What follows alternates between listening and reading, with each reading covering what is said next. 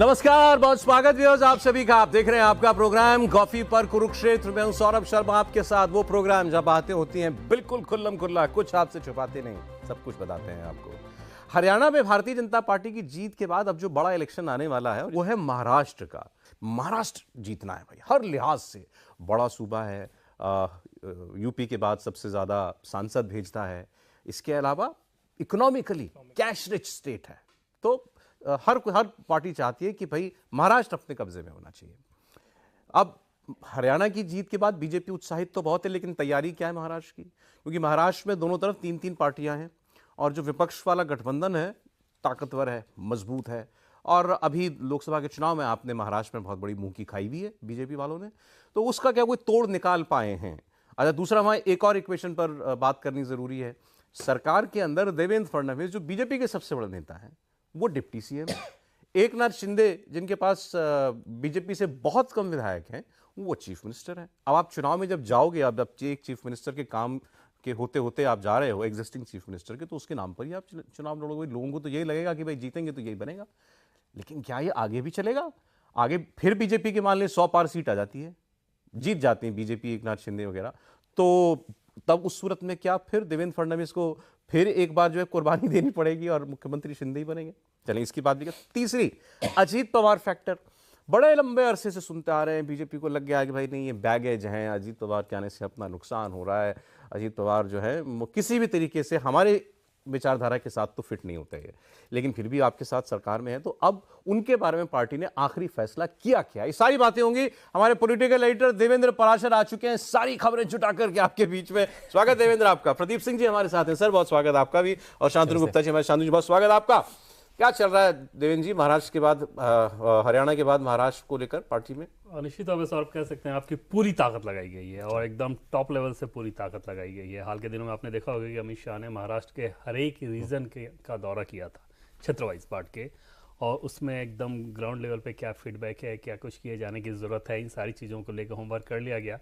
दिल्ली में कल भी लगभग 3-4 घंटे तक मैराथन बैठक चली थी महाराष्ट्र कोर ग्रुप के साथ।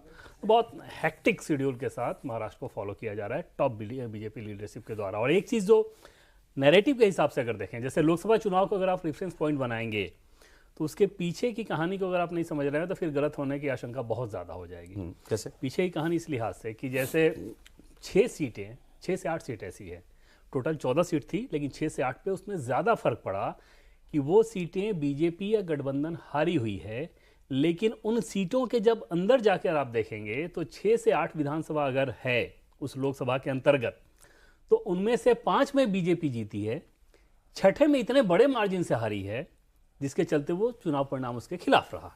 जैसे धुलेवाली से, उसमें 5 विधानसभा सीट में बीजेपी का लीड रहा है उस लोकसभा चुनाव में। 6ठे में जो हारी है वो मार्जिन इतना बड़ा था कि 4000 से बीजेपी वो सीट हार गई।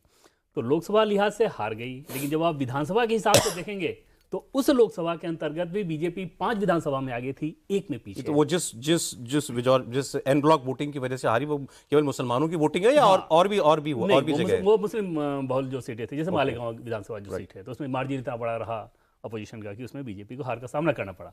तो अगर ऐसी 6 से 8 सीटें हैं जो कि हैं, तो उस लोकसभा में 6 सीट से 8 सीट आपने मान लिया, 8 आपने माना, विधानसभा की सीट कितनी होगी? 48 कम से कम। उस 48 में आप 8 लोकसभा हार गए, लेकिन विधानसभा में उस 48 में 40 में आप जीत रहे हो। अब मतलब बीजेपी 8 में हार हो रही है। तो जब विधानसभा का नंबर आएगा तो उसमें तो बड़ा फर्क दिखेगा ना, कि लोकसभा हार के भी आप अगर विधानसभा में ज्यादा सीटें पे हासिल किए हो, तो रेफरेंस पॉइंट अगर आपने लोकसभा का बना लिया तो समझ में दिक्कत होगी। मैं पूछता हूं अपने लिए सवाल है कि भाई बीजेपी के लिहाज से महाराष्ट्र में लोकसभा चुनाव ज्यादा मुश्किल था या विधानसभा चुनाव? लोकसभा चुनाव ज्यादा डिफिकल्ट। लोकसभा चुनाव ज्यादा मुश्किल था। विधानसभा चुनाव में बीजेपी ज्यादा कंफर्टेबल सिचुएशन में नजर आएगी। और जो होमवर्क किया जा रहा है, जिन जिन चीजों पे ध्यान दिया जा रहा है, उसको आप देखेंगे तो आपको लगेगा कि हरियाणा में बीजेपी ने उस तरह से मेहनत नहीं की। हरियाणा में बीजेपी को एक तरह से आप कह सकते हैं कि जनता ने प्लेट में सजा के दे दिया। कांग्रेस ने जनता ने ज्यादा कहा कि जनता उस बात के लिए तैयारी नहीं हो पाई कि कांग्रेस पार्टी, हुड्डा, ये इस तरह से चीजें आ जाएं। अदरवाइज अगर कांग्रेस भी देती ना सजा के, तो बीजेपी नेताओं को पता होता। हम लोग सर जो रिपोर्ट कर रहे थे वो किस आधार पर रिपोर्ट कर, भाई प्रदेश के नेता हों राष्ट्रीय स्तर के नेता वो जो फीडबैक दे रहे थे वही हम लोग बता रहे थे कि भाई बीजेपी का ऐसा सोच रहा है। तो किसी को ये उम्मीद नहीं थी कि ऐसा हो जाएगा, जनता ने सजा के दिया, मेहनत भी उस लेवल पे नहीं था। महाराष्ट्र में उससे कहीं ज्यादा लेवल, मतलब जिस लेवल की उम्मीद की जा सकती है उससे बहुत गुना आगे जाकर पार्टी मेहनत कर रही है, और ये काफी महीनों से किया जा रहा है। जैसे भूपेंद्र यादव और अश्विनी वैष्णव को लगाया गया है। भूपेंद्र यादव जो कि अमित शाह के कहने पे एकदम से राइट मैन आप कह सकते हैं उनको, एक चीज़ अमित शाह के इंस्ट्रक्शन पे ही वो काम करते हैं। और कहीं अगर भूपेंद्र यादव लगे हों किसी इलेक्शन में, जैसे मध्य प्रदेश में अभी लगे हुए थे, तो आप ये समझ लीजिए कि वो अमित शाह लगे हुए हैं।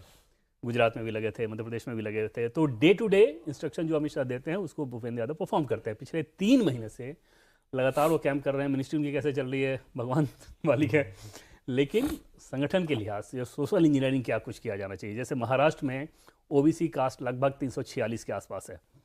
उन ओबीसी कास्ट में एक एक को टारगेट करके कि इसमें से कौन सा ऐसा है जो कि एलिनेटेड फील कर रहा है, उसके लिए क्या कुछ करना चाहिए। तो जैसे हाल के दिनों में आपने देखा होगा कि एक एयरपोर्ट दिया गया एक ओबीसी लीडर के नाम पे, किसी के नाम पे स्कूल खुलवा देना, किसी के नाम पे कुछ कराया जाना।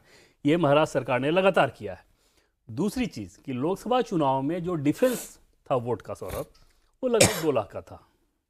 ठीक, लाड़की योजना, लड़की बहन योजना, लड़की योजना जो लगाया गया है, दीपावली आते आते आप देखेंगे, मतलब चुनाव से पहले दीपावली के नाम पर लगभग 5 महीने का पैसा उसमें जा चुका है, और वो संख्या तकरीबन होगी 2 करोड़ के आसपास। ओके, अब आप अंदाजा लगाएं कि उनमें से वोट में कन्वर्जन जो होगा वो 25% भी हुआ, तो ये 2 लाख का जो गैप है ये कहाँ चला जाएगा।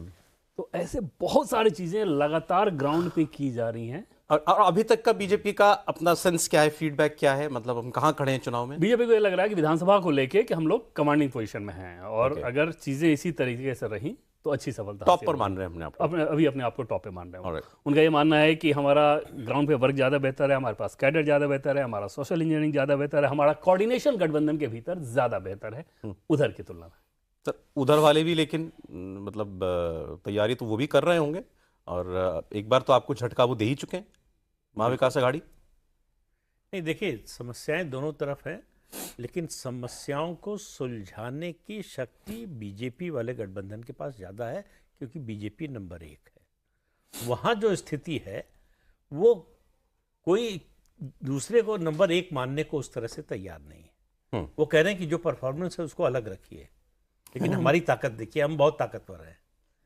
तो लोकसभा चुनाव में देखिए, आमतौर पर महाराष्ट्र में लोकसभा विधानसभा चुनाव में अगर बात करें तो बीजेपी के लिए लोकसभा आसान होता है, खासतौर से मोदी के आने के बाद से। इस बार मुश्किल था। इस बार विधानसभा चुनाव आसान होगा लोकसभा चुनाव की तुलना में। लोकसभा चुनाव में कई चीजें अनसेटल्ड थी। एक, नया नया गठबंधन बना था। बीजेपी ने जो शिवसेना और एनसीपी को तोड़ा, उसका रिएक्शन लोगों में किस तरह का है, कितना है, उसका नुकसान होगा ये तो अंदाजा था, कितना होगा ये अंदाजा नहीं था। दूसरा, ये दिमाग में था सबके और पूरे देश में, केवल महाराष्ट्र में नहीं, कि मोदी जी का चुनाव है, उनके नाम पर वोट पड़ेगा, तो बाकी कौन क्या करता है, क्या बोल रहा है, इससे कोई फर्क नहीं पड़ता है। वो ओवर कॉन्फिडेंस जो है वो भी महंगा पड़ा। दूसरा, ये पता नहीं था कि एकनाथ शिंदे और उद्धव ठाकरे में शिवसेना का जो मूल कैडर है, जो मूल समर्थक वोटर है, वो ज्यादा किसके साथ जाएगा, डिवाइड होगा, ये तो तय था। तो लग ये रहा था कि सिंपैथी जो है उद्धव ठाकरे को मिलेगी। बाला साहब ठाकरे के बेटे हैं, और ये प्रचार बहुत तेजी से कर रही थी शिवसेना उद्धव ठाकरे वाली कि ये गद्दार है, एकनाथ शिंदे गद्दारी की, इनको हमने इतना कुछ दिया और ये छोड़कर चले गए, हमारे साथ धोखा करके चले गए। तो क्या शिवसैनिक भी शिंदे को गद्दार मानेगा? ये एक सवाल था जिसका जवाब उस समय किसी के पास नहीं था। ये सारे सवालों के जवाब दे दिए हैं लोकसभा चुनाव। क्या सेटल हुआ फिर इस विषय पर? चुनाव के नतीजे बताते हैं। स्ट्राइक रेट जो है एकनाथ शिंदे का उद्धव ठाकरे से बेहतर है, तो उनको जो है समर्थन ज्यादा मिला है शिवसैनिकों का, और ये कंटिन्यू करना चाहिए विधानसभा चुनाव में। हाँ, कम से कम आप देखिए, जहां सीधी लड़ाई हुई है उद्धव ठाकरे और एकनाथ शिंदे की, वहां एकनाथ शिंदे ने बेहतर परफॉर्म किया है।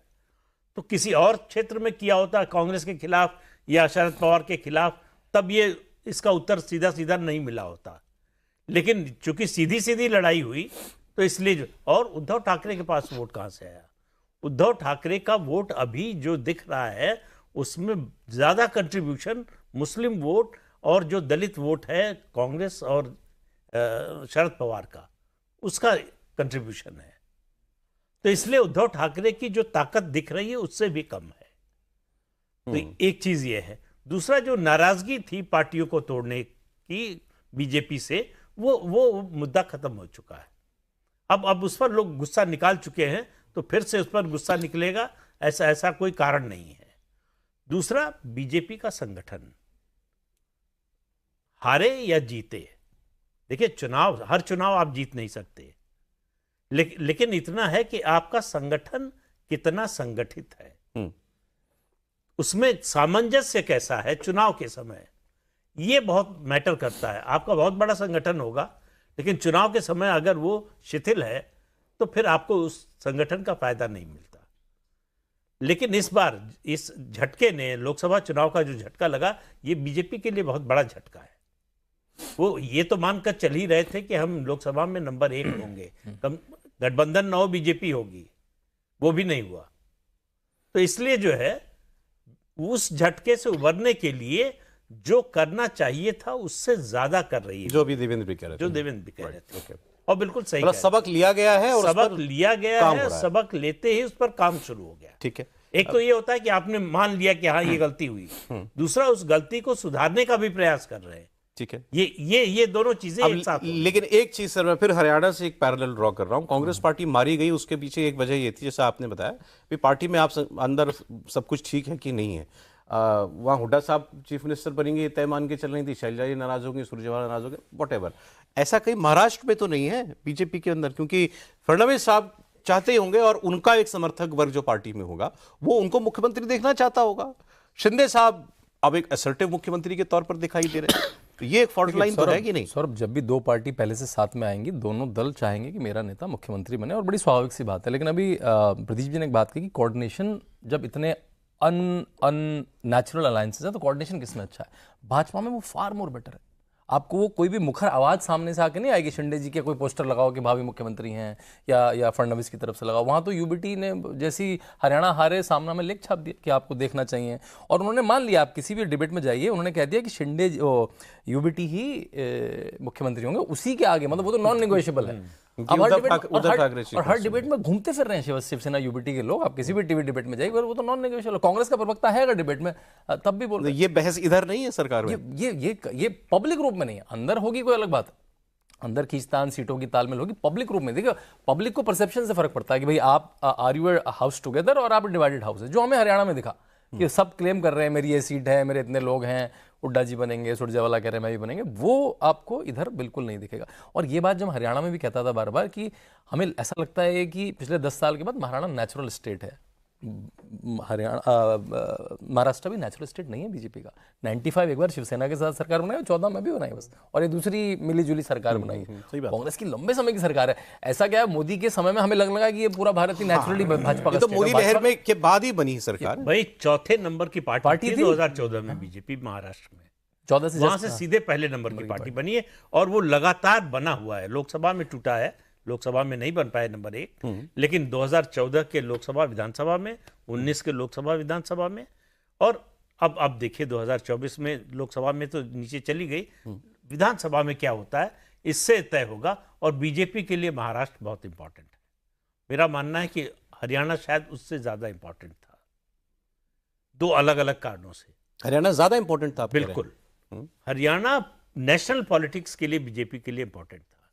अगर हरियाणा में कांग्रेस की सरकार बन गई होती तो बॉर्डर अब तक खुल गया होता, उसके बाद क्या होता आप अंदाजा लगा। पहले स्टेटमेंट और चढ़ूनी का बयान सुन लीजिए, हमने तो और स्पष्ट हो जाता है कि क्या योजना। 1170 वोट तो उसको कितना बड़ा किसान नेता बना दिया था। और हम लोग टीवी वाले भी, हाँ, अखबार वाले भी, और वो क्लेम कर रहे हैं कि मैंने माहौल बना दिया था। ये तो हुड्डा नहीं फायदा उठा पाया। हुड्डा थोड़ा झुक गए होते तो बात हो जाती है। हमने पिच तैयार कर दी थी अखिलेश यादव के लिए। तो ऐसे लोगों का ये केवल मीडिया के क्रिएशन है और एक नैरेटिव बनाने वालों के क्रिएशन। अगेन कमिंग, आपने कहा कि हरियाणा ज्यादा इंपॉर्टेंट था बीजेपी के लिए, क्रूशियल था, ये जीतना ही था। हाँ, जीतना नहीं तो उससे नैरेटिव बदल गया है। ठीक है, उससे पूरे देश में राजनीति का नैरेटिव जो है 4 जून 2024 को जो बना था उसको ध्वस्त कर दिया है। ठीक है।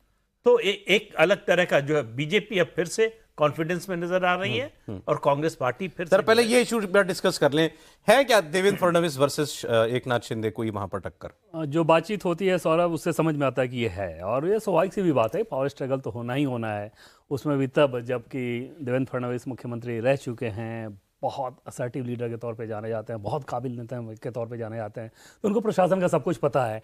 शिंदे जो कि पहले मंत्री रहे हैं, अब वो मुख्यमंत्री हैं, तो उनको अब ये एहसास होना स्वाभाविक सी बात है कि अब मुझे ज़्यादा पता है, मैं ज़्यादा चीज़ें जानता हूँ, कमांडिंग पोजीशन में हूँ, मैं डिसीजन लूँगा। तो बहुत सारे ऑफिसर्स के लेवल पे ट्रांसफ़र वगैरह इन सारी चीज़ें जो रूटीन एडमिनिस्ट्रेशन का हिस्सा होती हैं, वो टकराहट के पॉइंट होते ही होते हैं, उसमें तो कोई दो राय है ही नहीं। वो थोड़ा ज़्यादा बढ़ा है। लोकसभा चुनाव में कोशिश ये की गई थी बीजेपी के द्वारा, जो हमें सोर्सेज के द्वारा समझ में आता है बात, कि शिंदे को एकदम से कन्फाइन करके रखा गया। जैसे जो सीटें उनको दी गई, उन सीटों में भी 3-4 सीटें ऐसी थीं जहां पे कैंडिडेट बीजेपी के थे, उनके ऊपर थोपा गया। वो जिसको देना चाहते थे उसको नहीं देना दिया गया, और माना ये गया कि बीजेपी इंटरनल पॉलिटिक्स के तहत, किसी डायनेमिक्स के तहत इस काम को कर रही है। उसमें अच्छे नेताओं को भी टिकट काटा गया, उन सीटों पर हार हुई। तो आप अंदाजा लगाएं कि अगर वो शिंदे के पसंद के कैंडिडेट होते तो फिर उनका स्ट्राइक रेट कैसा रहा होता। तो ये तो उनको समझ में आई ना बात। तो वो विधानसभा में उनकी अब ये कोशिश है कि उस तरह के दबाव में ना आए। बीजेपी का अपना इक्वेशन ये है कि 150-60 के आसपास अपने खुद चुनाव लड़े, बीजेपी 80 के आसपास से उनको दिया जाए। लेकिन शिंदे वर्सेस देवेंद्र फडणवीस कोई ऐसा नैरेटिव नहीं है जो कि बीजेपी के इलेक्शन पर्सपेक्टिव को लेकर कहीं से कुछ डैमेज करने वाली स्थिति हो। चुनाव तक यही स्थिति रहेगी। चुनाव के बाद जब नंबर्स आ जाएंगे, उसके बाद कौन क्या होगा तब होगी पावर स्ट्रगल। हाँ, उसके बाद भगवान। लेकिन लॉबिंग तो कर रहे होंगे ना अभी भी। वो है, और उसमें सेटिंग गेटिंग ये सब रहता है। दूसरी एक चीज जो कही जाती है महाराष्ट्र में कि शिंदे क्योंकि दिल्ली में टॉप लीडरशिप, बीजेपी के टॉप लीडरशिप के साथ सीधे संपर्क में हैं, तो कई सारे ऐसे इश्यूज जहां उनको ये जरूरत पड़ती है कि इस काम को करना है या इसको ऐसे करना चाहिए, वो सीधे दिल्ली भी बात करते हैं। वो कॉरिडोर उनके लिए डायरेक्ट खुला हुआ है। उसके लिए देवेंद्र फडणवीस वाया उनको आने की जरूरत नहीं है। वो फडणवीस जी को पसंद नहीं आता होगा नेचुरली। वो तो उनको चाहेंगे कि भाई सब कुछ मेरे थ्रू हो, लेकिन जो मेजर जानकारी है उसके हिसाब से शिंदे का डायरेक्ट कॉरिडोर है दिल्ली का। मगर ये टसल कोई ऐसा सच नहीं है जिससे बीजेपी को परेशानी होनी हो। बिल्कुल, और आपस में भी कोई ऐसी एनिमिटी हो और एक दूसरे को उस हद तक डैमेज कर रहा हो, ये सब चीजें। और जो दूसरे भाई साहब हैं वो अजीत पवार साहब, सुना भी कैबिनेट मीटिंग से उठ के चले गए थे। हाँ, उनको लेके समस्या है, और उनको लेके इधर भी ये एहसास है कि हमने इनको बहुत ज्यादा महत्व दे दिया और इसका हमें जबरदस्त खामियाजा उठाना पड़ा। इस विधानसभा चुनाव में उनको लिमिटेड रखा जाएगा, बहुत ज़्यादा महत्व नहीं दिया जाएगा, सीटें कम दी जाएंगी, सीटें कम दी जाएंगी और रोल भी उसी रूप में रहेगा। ये अंडरस्टैंडिंग एक समझ में आती है बातचीत से कि वो रियलाइजेशन है कि हाँ, लोकसभा में इसका हमें खामियाजा भुगतना पड़ा है। अब अलग नहीं कर देंगे, हाँ, वो साथ रहेंगे, साथ ही रहेंगे साथ, क्योंकि सीधे से अलग कर देना वो ठीक नहीं है।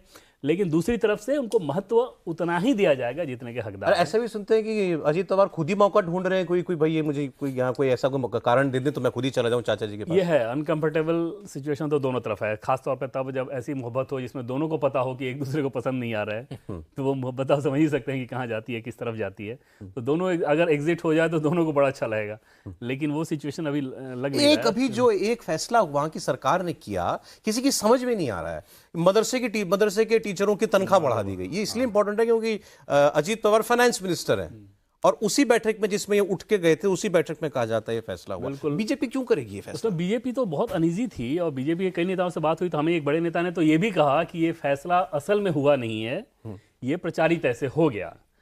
प्रपोजल था लेकिन डिसीजन नहीं हुआ है। हालांकि हमने ये कहा था कि भाई अगर ऐसा था तो खंडन आना चाहिए था, मीडिया अगर गलत चला भी रही है तो आप खंडन कर देते, वो क्यों नहीं हुआ। लेकिन ये बार बार और बहुत जिम्मेदारी के साथ कहा गया कि नहीं, ये डिसीजन नहीं हुआ है। और उससे ये सीधे एक बात समझ में आ रही थी कि अनइजीनेस तो है, हो सकता है कि उस अनइजीनेस को कवर अप करने के लिए कहा जा रहा हो कि डिसीजन नहीं हुआ है, क्योंकि अगर कैबिनेट का डिसीजन करवाया किसने, सवाल ये है। भाई बीजेपी तो खुद नहीं प्रपोज करेगी ये करने के लिए, एकनाथ शिंदे भी नहीं करेंगे, अब अजीत पवार करेंगे। बिल्कुल, अभी उन्होंने ये भी कहा था कि मैं 10% सीटें रिजर्व करूंगा मुसलमानों के लिए। वो तरफ उनके तरफ से अपनी गोलबंदी की जा रही है क्योंकि उनके लिए वो जरूरत है। दूसरी तरफ बीजेपी के लिहाज से जो जरूरत है उसमें ये है मुसलमानों का वोट तो मिलता नहीं, लेकिन इनको तो क्लियर है, नुकसान और हो जाएगा। क्लैरिटी भी है। हाँ, इनका जो फोकस है वो ये है कि ओबीसी 346 जो ओबीसी के अंतर्गत जातियां हैं उस पर पूरा फोकस करो। एससी और एससी में लगभग 59 के आसपास महाराष्ट्र में जातियां हैं, उन पर जबरदस्त फोकस करो। उसमें जो 5 डोमिनेंट कास्ट है एससी में, 3 उसमें से बीजेपी के साथ है। दूसरी चीज़ ये हाल के दिनों में आपने देखा होगा कि किरण रिजिजू बहुत जा रहे हैं महाराष्ट्र। आप सोचिए नॉर्थ ईस्ट का व्यक्ति महाराष्ट्र क्यों जा रहा है? ट्राइबल्स की वजह से। नहीं हाँ, बौद्ध बौद्ध वो बौद्ध शेड्यूल कास्ट दलित का एक जो बड़ा है, हिस्सा जो बौद्ध दलित हैं वो उनको ये इस करने लोकसभा चुनाव में उन्होंने ही एक तरह से कहिए तो खेल पलटने में बहुत बड़ी भूमिका निभाई। और इतनी रामदास- तादाद है इतनी उनकी। तादाद। और रामदास अठावले के बारे में उनकी कविताओं को सुन के बहुत सारे लोग कुछ समझते हों, लेकिन महाराष्ट्र में ग्राउंड पे उनकी स्थिति अच्छी है। बीजेपी इस महत्व को बहुत अच्छे तरीके से जानती है, इसलिए रामदास अठावले का भी साथ होना वो पार्टी के लिहाज से फायदेमंद है। और पार्टी जो फोकस कर रही है उसे एकदम से समझ में आ रहा है। जैसे मुंबई के विधानसभा के लिए अगर 36 विधानसभा है तो इसके लिए क्या अलग रणनीति होनी चाहिए, मराठवाड़ा के लिए क्या होनी चाहिए, विदर्भ के लिए क्या होनी चाहिए, सब रीजन वाइज स्ट्रेटजी। तो Ajit Pawar question sir settled है बीजेपी के लिए, साथ में रहना है लेकिन इनको एक कन्फाइन करके रखो। क्योंकि मतलब वो फिर गुनाह बेलज्जत वाली बात हो गई। क्या हो जाएगी? गुनाह बेलज्जत जिसको कहते हैं कि दूसरा खत्म किया, बुरा किया, उसे भी छोड़ दिया और बुरा किया। तो वो है अजीत पवार के साथ स्थिति कि अब लेके गलती कर चुके हैं, अब छोड़ के दूसरी गलती नहीं करना चाहते। लेकिन बीजेपी के लिए सबसे अच्छी स्थिति होगी कि अजीत पवार खुद चले जाए। तो गुड रिडेंस जिसको कहते हैं, वो बीजेपी को उसका कोई दुख नहीं होगा। लेकिन वो सवाल ये है कि चाचा जी चाहते हैं क्या? अजीत पवार तो चाहते होंगे, क्योंकि यहाँ अब उनका मन नहीं लग रहा होगा उनको। ये वो यहाँ आए थे कि हो सकता है मुख्यमंत्री बन जाऊं, कोई चांस लग जाए। अब तो दूर दूर तक उसकी कोई संभावना नहीं है। तो इसलिए उनका जो है वो लक्ष्य तो पूरा होने वाला नहीं। और ये भी तय नहीं है कि चुनाव के बाद वो डिप्टी सीएम भी रहेंगे कि नहीं। चुनाव के बाद अलग हो सकती है। हाँ, नहीं अलग नहीं हो सकते। उनको डिप्टी सीएम नहीं बनाएंगे तो अलग हो जाएंगे। वही मैं कह रहा हूँ। हम उनको निकाला नहीं जाएगा, लेकिन उनको जो महत्व जब वो पार्टी तोड़कर अपनी आए थे मिला था, वो ना अभी मिलने वाला है ना चुनाव के बाद मिलने वाला है। ये बीजेपी को समझ में आ गया है कि हमारा जो स्थायी संबंध है वो एक नाथ शिंदे। लेकिन सीट कम ही सही आएंगी तो भी उनके जरिए भी आएंगी सीट। तो अब ये कहना मुश्किल, वो अपना वोट तो ट्रांसफर करा नहीं पाए लोकसभा में, मतलब खुद नहीं ले पाए तो ट्रांसफर क्या कराते। तो इसलिए उनका उस तरह से तो कोई महत्व नहीं है। लेकिन वही है कि अब इस समय जो है उनको अलग करना, पहली खबर या पहला नैरेटिव तो यही बनेगा कि जो है इस महायुति में जो है टूट हो गई, ये अलग हो गए। अब उस पर शुरू हो जाएगा कि कितना नुकसान होगा, मराठा चला जाएगा। बीजेपी का महाराष्ट्र में असली जो जनाधार है वो बैकवर्ड्स में है। गोपीनाथ मुंडे सबसे बड़े नेता थे वहां उनके बैकवर्ड के। तो अब आप देखिए जिस तरह से उनकी बेटी को आगे बढ़ाया गया, पिछले दिनों में विधान परिषद में ले आए, बात थी कि मंत्री भी बनाएंगे, मंत्री बनाया नहीं। लेकिन उनको जिस तरह साइडलाइन किया गया था, फिर से मेन स्ट्रीम में लाया गया। तो बीजेपी को समझ में आ गया है कि क्या क्या गड़बड़ हुई थी, उसको कैसे ठीक किया जाए, ये भी समझ में आ गया और उस पर काम भी हो रहा है। ओबीसी पर काम हो रहा है, आपने बताया, दलितों पर काम हो रहा है खासतौर पर। ओके, अब भतीजे की बात हो गई, चाचा जी के दिमाग में क्या चल रहा है? चाचा जी इस चुनाव में क्या के दिमाग में मेरे हिसाब से तो एक ही बात है कि कैसे अपनी बेटी को स्टैब्लिश करें पॉलिटिक्स में। स्टेट पॉलिटिक्स में वो हो नहीं सकती। स्टेट की पॉलिटिक्स कभी सुप्रिया सुले ने की नहीं है। नेशनल पॉलिटिक्स में इसीलिए बार बार बीजेपी की तरफ वो जो जाते थे, लौटाते थे, जाते थे, इसीलिए कि कैबिनेट में मिनिस्टर बन जाए तो उसका जो है एक स्थायी व्यवस्था हो जाए। कांग्रेस से उम्मीद थी, लेकिन कांग्रेस सत्ता में आती हुई दिखाई नहीं दे रही है, तो इसलिए कांग्रेस में भी उम्मीद नहीं है। तो उनके लिए इस समय जो है प्रश्न बड़ा मुश्किल है कि इस अलायंस में। लेकिन वो किसको घेर रहे हैं? मतलब वो कांग्रेस के साथ हैं, उद्धव ठाकरे को किनारे लगाना चाहते हैं? वो अपने साथ रहते हैं, वो कभी किसी के साथ नहीं। मैं केवल अपना फेवरेट हूं। बिल्कुल अपना खुद का कहाँ हमारा हित सधेगा।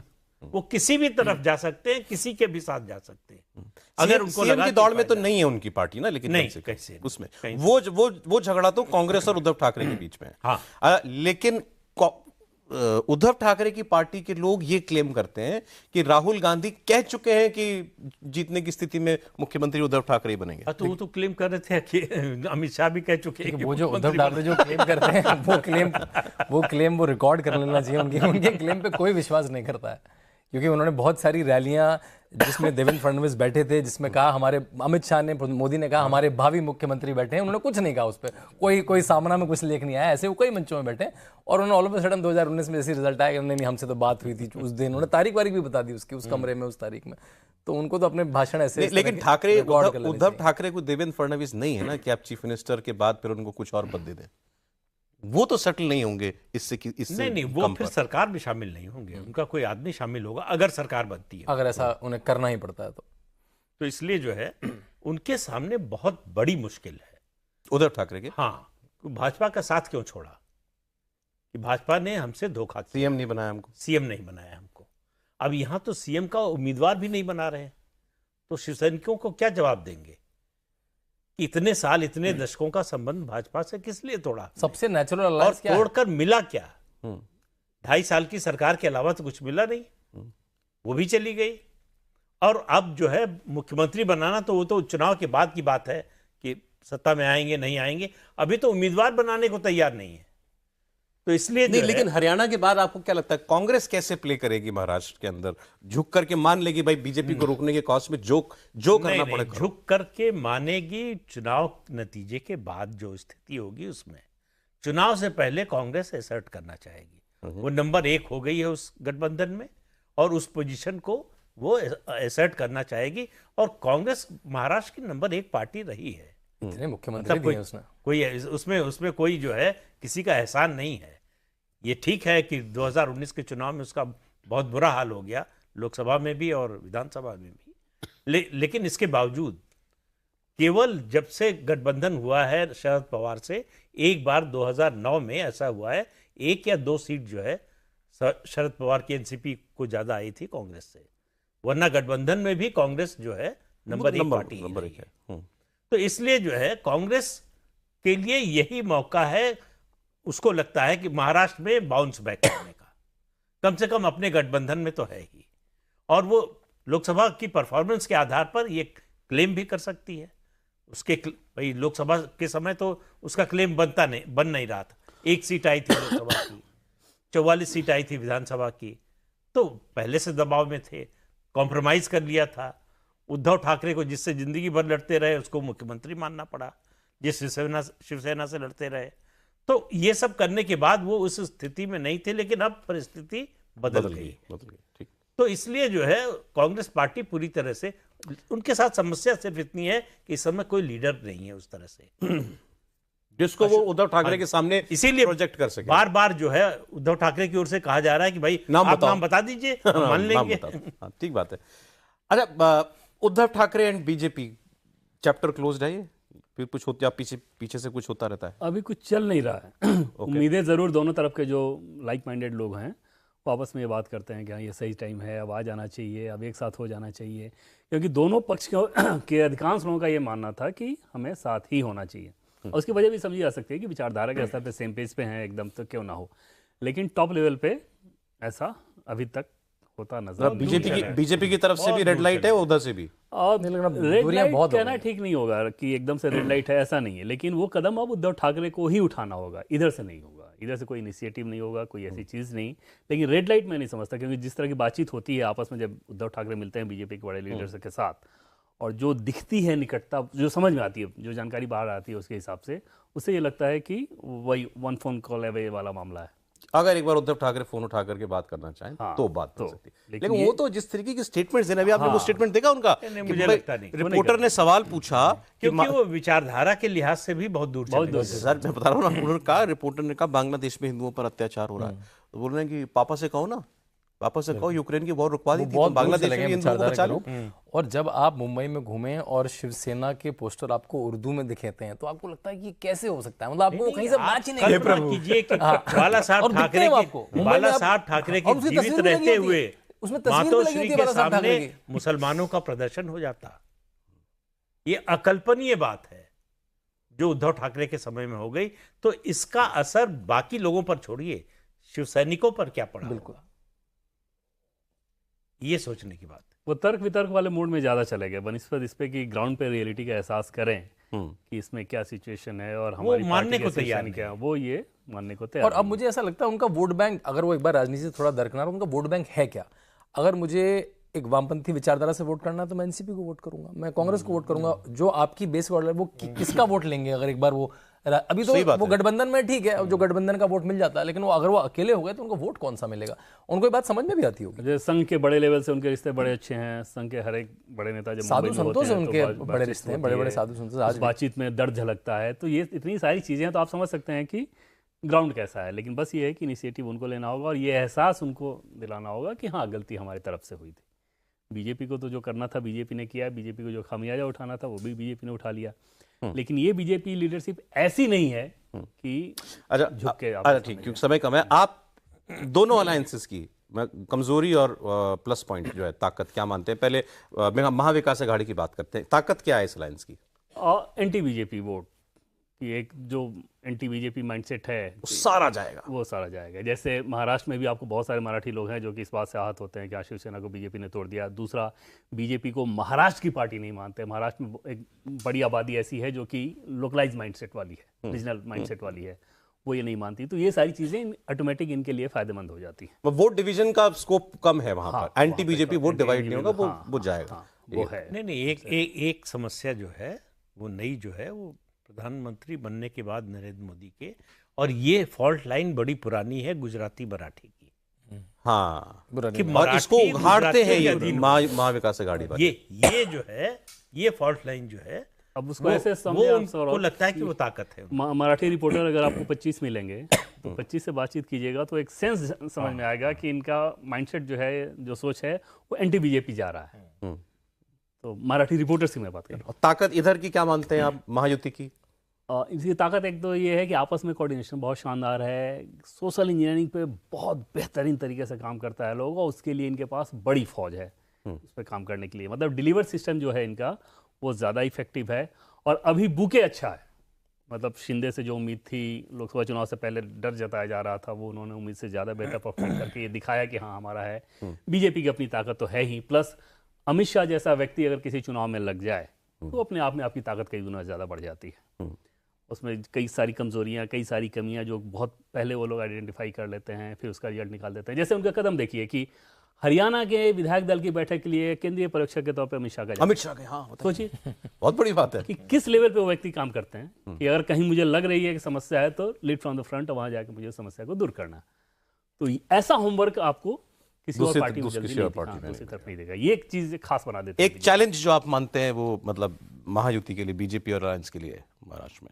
मुझे लगता है चैलेंज है अजीत पवार। अगर आप संघ के किसी व्यक्ति से बात करें तो उनको लगता है बहुत अननेचुरल है। देखिए, शिवसेना के किसी धड़े के साथ जाना बड़ा नेचुरल अलायंस है। शिवसेना और भाजपा से बड़ा तो नेचुरल अलायंस कोई भारत में है ही नहीं।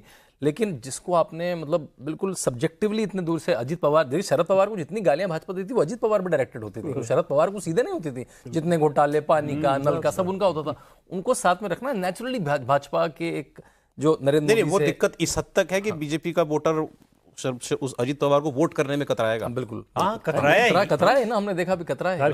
अच्छी सीटों पे जो भाजपा की बड़ी प्रो सीटें थी उन पे बीजेपी के वर्कर तो अजीत पवार के खिलाफ ही उन एरिया में लड़ते रहे, तो कैसे फिर आपके साथ चलेगा? वोट कैसे दे देगा?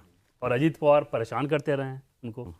अजीत पवार जब पावर में थे तो उन्होंने इधर वाले जो शिंदे गुट के जो विधायक थे इनको बहुत डिस्टर्ब किया था। इनको फंडिंग नहीं, ये नहीं, वो नहीं। भाई आधार ही यही शिंदे ने बनाया कि हमारे जो है विधायकों का, मंत्रियों के क्षेत्र में फंड नहीं मिल रहा है डेवलपमेंट के लिए, और बार बार कहने पर भी जो है अजीत पवार जो है दे नहीं। सर अभी एक आप आखिरी आपका ही कमेंट, आपको क्यों लगता है महायुति को, यानी बीजेपी और एकनाथ शिंदे, अजीत पवार को ये चुनाव जीतना चाहिए? मतलब कि वो जीतेंगे? इसलिए जीतेंगे कि उनकी जो कमजोरियां या जो उनके संदेह थे लोकसभा चुनाव के समय, वो सब दूर हो चुके हैं। उनको अपना लक्ष्य बड़ा सीधा दिखाई दे रहा है, और उसके लिए उनको क्या करना है ये भी वो तय कर चुके हैं और उस पर काम कर रहे हैं। और सबसे बड़ी बात यह है कि कोऑर्डिनेशन, जो एक शंका थी लोकसभा चुनाव से पहले कि एकनाथ शिंदे एसेट होंगे, लायबिलिटी होंगे, साबित किया उन्होंने कि वो एसेट है। तो इतना बड़ा एसेट मिल गया है उनको, इस मतलब शिवसेना से स्प्लिट के बाद, ये बड़ी चीज है।